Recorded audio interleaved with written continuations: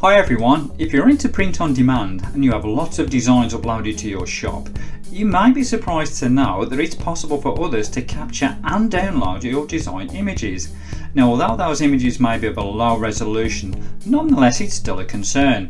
However, if you're using Redbubble to sell your print on demand designs, then you can make things more difficult by adding a watermark. So let me demonstrate. This is my shop. Just going to click on a typical image called Halloween Fun.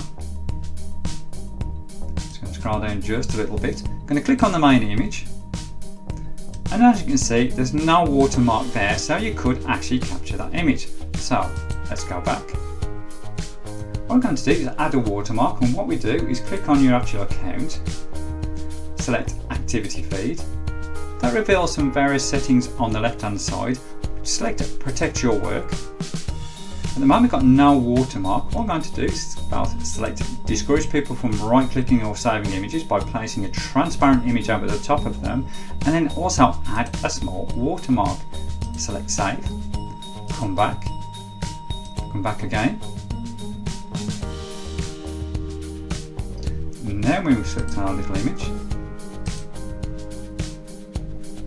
come down, there's our main image, and you can see it's got a watermark there. Saiga, that's the name of my shop, and whatever your shop's called, then that will be the actual watermark itself.